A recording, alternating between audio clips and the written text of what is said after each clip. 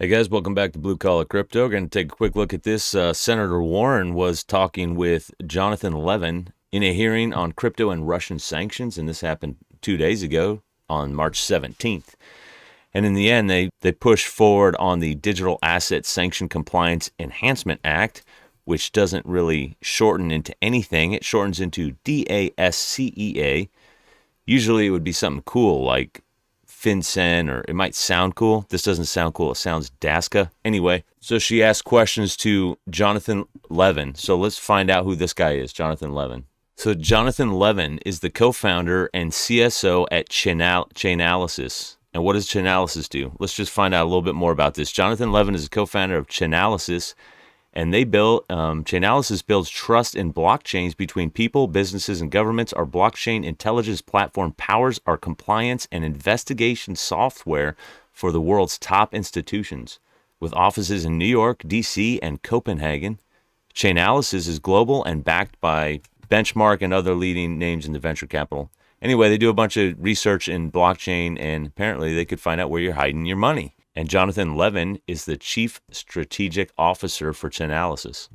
Hey, in a second, we're going to listen to what she had to ask him and then what they were talking about and his response. And please, if you could tell me how you think she did on this back and forth with this questioning. Did she let him talk? Did she get the answer she wanted? Right?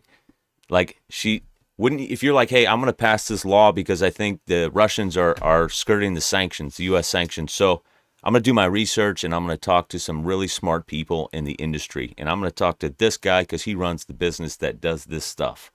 Let me find out what his answers are. And when she doesn't get the answer she wants, it doesn't matter. It doesn't matter at all. She's like, oh, well, I wasn't expecting those answers. Either way, I'm going to do this anyway. So if we jump into the bill right here, it's only 9 pages. It's actually more like 3 because it's so narrow. It's easy to read. But if we go in and read, there's a couple things that are key.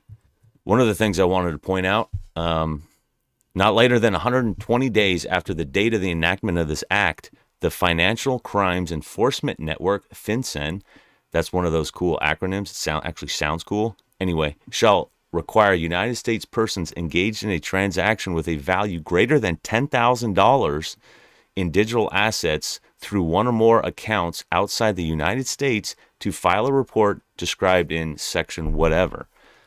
Okay, so you're buying and selling crypto. It's on the blockchain. Well, where's the blockchain based out of? All over the place because it's a distributed ledger.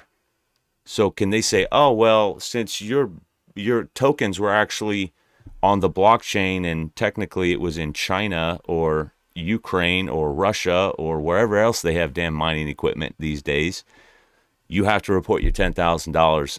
It doesn't even say profit. I'm sorry. It says engage in a transaction with a value greater than $10,000 in digital assets through one or more accounts.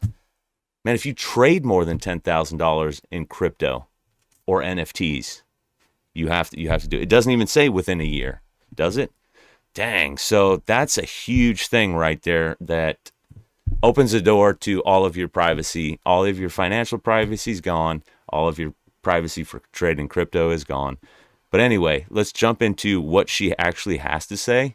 It's very interesting. I'm just going to let it play and then the video is going to end. So I appreciate you guys watching it.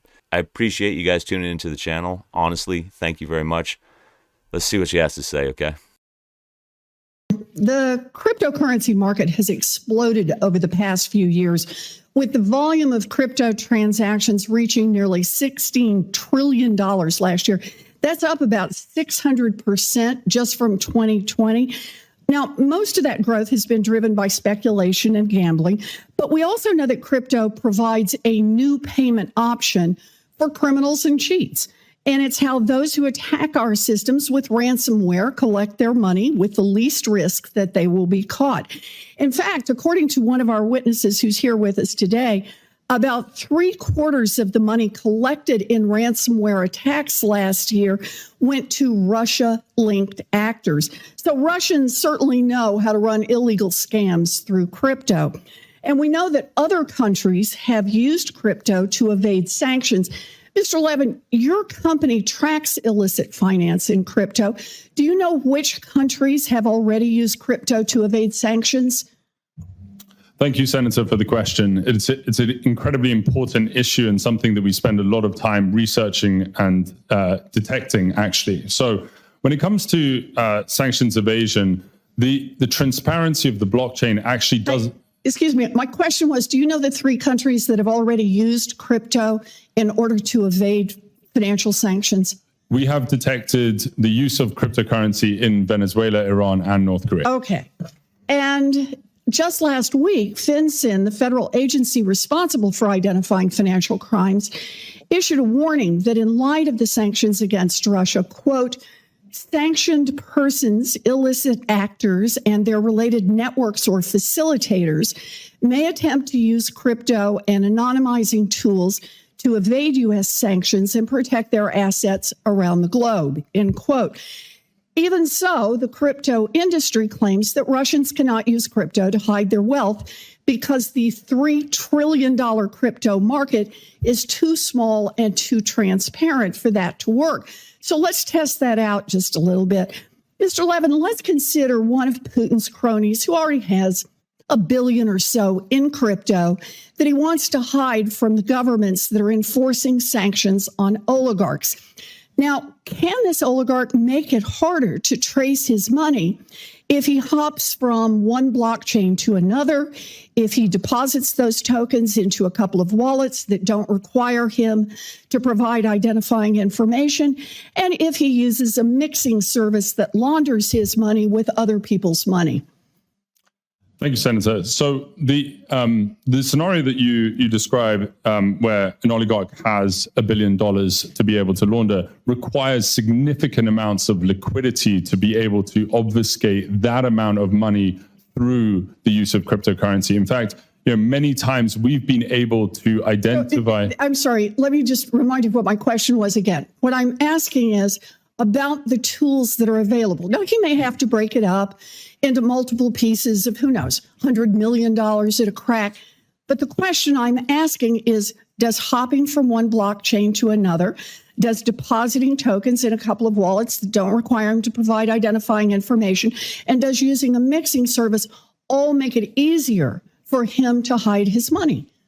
So, Senator, the answer to that question is no, because the chain hopping that occurs, you need to actually provide the tokens, which in a transparent way that allows you to move across blockchains. We've actually got software that allows you to... So you don't think chain hopping makes it any easier to hide your money? How about depositing tokens in wallets that don't require identifying information? You can always split the money up into wallets that don't require... And that would help hide the money. And how about using a mixing service? That doesn't remove the record of where the money actually sits. But the question I'm asking is, does it make it harder to track the money? No, so it doesn't make it harder to track the money, and because using a mixing service, you're telling me, doesn't make it harder to launder money? The daily liquidity value of mixing services globally is about $30 million. So you might have to do this day by day? And we have done extensive work in tracking large sums of money through mixers that have led to the arrests of people and the disruption of their activity. I'm actually a little surprised by your answer, since you charge a lot of money to untangle and track assets through the system, and the system keeps developing more ways to obscure that money, and that's part of what you advertise. But I want to get on to a question with Mr. Stansberry. You're a former assistant U.S. attorney who's led major cybercrime and money laundering investigations. So let me ask you, is it possible that the oligarch, my hypothetical oligarch, could now buy and sell some of the things that he wants, diamonds, art, maybe even real estate, without ever needing to put his money into the formal banking system, which also would make it harder for law enforcement to catch him? Thank you, Senator.